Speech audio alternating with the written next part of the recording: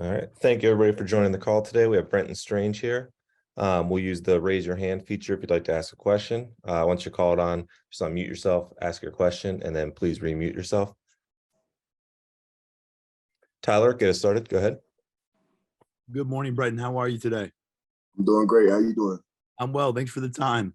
Sorry about my voice. I'm curious how the bye week was for you guys as an offensive unit.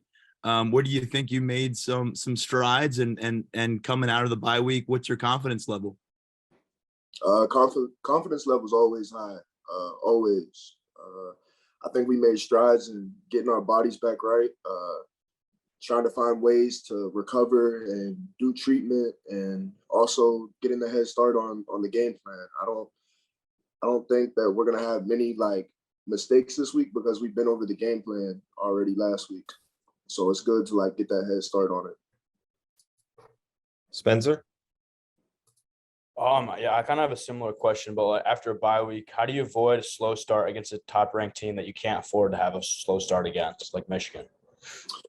Yeah, Michigan's a great team. I think we avoid slow starts by coming out every day, especially on Tuesday and Wednesday, our full padded practices, and starting fast. That's something we put a big emphasis on and practice every single day, and I think it'll pay off for sure. Daniel? Hey, Brenton, when you look at your first half of the season through the bye week, what stood out to you about your play through those first 5 games, and in the second half of the season, where are you looking to improve or build on? Yeah, to be honest, I really haven't looked back a lot.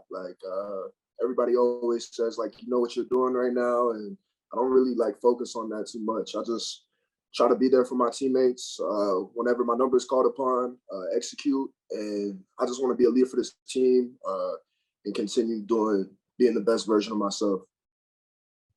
Miguel? Hey, hi, Brenton. Are you still in touch with Pat Freiermuth, and how much of an impact has he had on your game? Yeah, Pat's obviously, he was the man when I came through here my freshman year. Him and Bowers, the older guys in the tight end room, and I learned a lot from those guys, and I appreciate everything they've done for me. We stay in contact almost every single day. We got a real tight relationship, and I'll say he has a big impact on my game. Just being able to come in and being able to learn from players like him and Nick, it was a great start for my career to get to learn from those guys because they're pretty good at what they do. So, Tyler? I know you got a few guys in that tight end room who would love to be putting up big numbers. Not everybody can do it every week. So how have Tyler and Theo continued to kind of encourage you, and also how have they responded to your strong start, getting off and being so productive? Yeah, I don't think that's something that we look at a lot. I don't think it's something, obviously we tell each other good game. We tell each other things that we can improve on, things that we did good at. We compliment each other, but I don't think it's something that we're real jealous about. We just want to go out there and play good. Want to be there for our teammates, like I said previously, be there to execute when our numbers are called on, and just be there for our teams and be the best version of ourselves. Andrew? Brenton, excuse me, Brenton, thanks for doing this. You've been part of a couple of teams that have been these high stakes, road undefeated top matchups before. What do you remember from 2019 game against Minnesota, last year against Iowa? Are there any lessons you learned in those that you've sought to implement, or any things you learned about yourself in those big moments? Nah, not really. I think preparation is the biggest thing. How you prepare before these type of games, before any game, really. I think that's the biggest factor in all of those games, and I feel like we've done a great job at it this week. Daniel? Brenton, James talked about switching things up a little bit over the bye week with how you guys practiced. How different did it feel, and do you think that that's something that sets you guys up well for this second half of the season? Yeah, I think Coach Franklin did a great job this year, especially. I think he always does a great job of preparing us and getting us ready before the games. And it shows when we go out there and play, going over all the situations, different things that can happen in the game. He prepares us very well, and I'm thankful to have a coach like that. Spencer? After watching Michigan defensively on film, what's the biggest thing that stood out to you? I think they have a lot of great athletes. Like I previously said, they're a great team. They're ranked number 4 for a reason, but we have a lot of great athletes too. So, Tyler? Brenton, we're going to get to talk to PJ after practice this evening. I'm curious, regardless of what side of the field you play ball on, what has his on-field presence meant during game days, during adverse moments in those games this season? yeah, PJ's one of the biggest leaders for our team. So we're so thankful to have him back, and just his presence means a lot to us. It gets us to be able to have those fast starts. Like, he gets us going. He's one of the leaders that's more vocal. So PJ does a great job at what he does on the field, but I think we missed his presence as a leader the most. And I think he's doing a great job this year on the field and being a leader. John? Hey, Brenton, good morning. I wanted to get your thoughts on Nick and Katron in the backfield. 2 true freshmen have really burst onto the scene, had a little bit of adversity against Northwestern, seemed to bounce back in the game. What have you seen from them in the last week and a half that tells you as true freshmen they're ready to go into Michigan for the first time? I mean, I think they've been ready for every game. I think they've came out, they're 18-year-old kids. I think they came out and over-exceeded expectations every single time they stepped on the field this year. Those are 2 great players. I think they're only going to continue to get better each and every week, and I'm excited to see what they do this week. Daniel? Brenton, how have you seen Sean kind of step up through this first half of the season? There's a lot of talk about him, delivering a message, kind of setting the tone after the bye week. What have you seen from Sean this week from that, off the field in the locker room perspective? Sean's a guy who I have a lot of respect for, honestly, because he's so consistent in everything he does, and he stays consistent. And to be a football player at this level is very hard to stay consistent. It's something that I talk about a lot and that I want to do. So Sean's a guy that I look after and kind of try to take some of the stuff that he does in his off-field preparation. And I think he's done a great job, not only being a leader, but he's playing really good football right now too. Andrew Clay? Hey, Brenton, how much do you guys concern yourself with the less than impressive wins over Central Michigan, Northwestern? To be honest, I don't really agree with what you just said. I think every win is an impressive win, no matter if it's by 1 point or if it's by 30. So I think that we've done a great job this year, and we're 5-0, so there's no complaints. Tyler? Brenton, you came in a few years back with Salim. You saw him go what he went through last year. What has he brought to this offensive unit as a starter through these last 5 games? And what does it mean to kind of see him come out the other side of that journey? Man, to be honest, it means the most to me because Salim was a guy we were missing a lot last year. And just like we know what type caliber player he is, and he's a very good player. So we definitely missed him a lot. And him being a close friend of mine, I'm so proud of him. I'm so happy for him. And I hope he only continues to get better. Daniel? Brenton, we've talked a lot about consistency this year and kind of how that was your big goal coming into the year. How do you think you've done with that? And and if not, what do you think you need to do in the second half to be where you want to be, from that perspective? To start off with, I feel like we have a lot of football left to play. So once all that football is done, I'll go back and I'll reflect, and I'll see if I reach my goals of not being a consistent player and a leader for this team. So when the season's over, our last game, whenever that is, that's when I'll go back and I'll look and I'll decide if I've been consistent or not. Andrew Clay?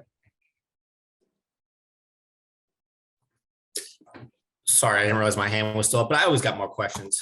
Brenton, we talked a little bit earlier about the struggle coming off the bye. I know statistically it's a real thing, 3-6 under Coach Franklin coming off a bye.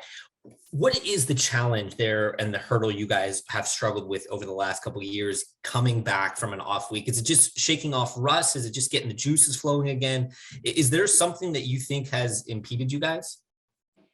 I'm not sure, to be honest with you, but over my last 4 years being here, this being the fourth year, I feel like we did a great job this week or last week preparing.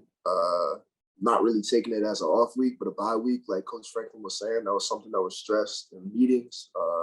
Our position coaches, just everyone in the building, not taking it as an off week. You know, it is a bye week, and we still have to get better. We still have to find ways to improve throughout the year, and I think we did a great job this year of doing that. Tyler? We've gotten to see Harrison Wallace in game action more and more, and that might be the case again against Michigan. How has he kind of developed and from what you've seen as a part of this offensive attack and maybe his comfort level in playing at this level of football?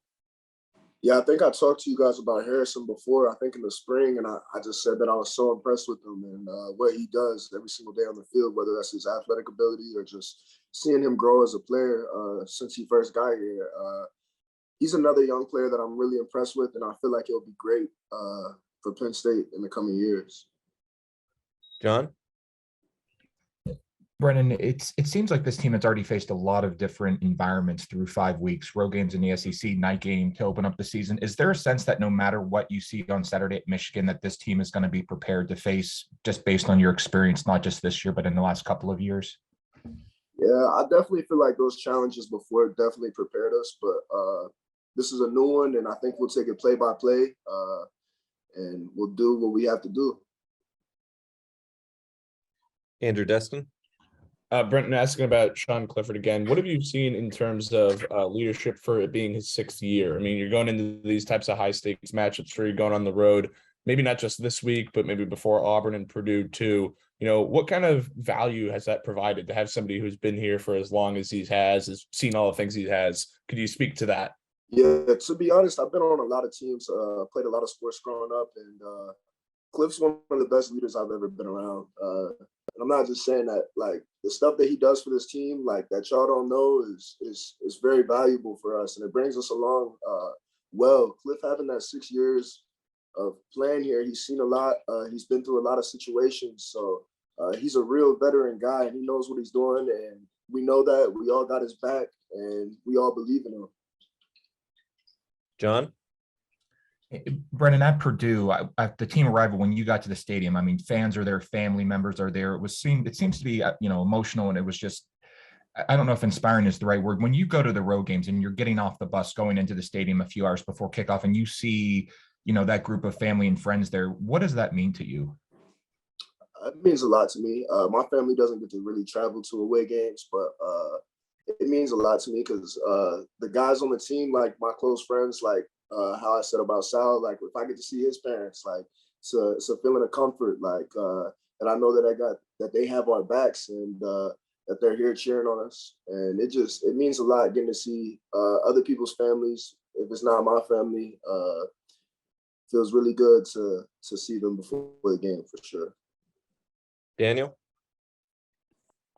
Can you give us an example of something that Sean does that we might not know about, or that we might not see, that can, really affect the team and, have an impact? Yeah, just being vocal in practice. It could be something as little as that. Just speaking up when he needs to speak up.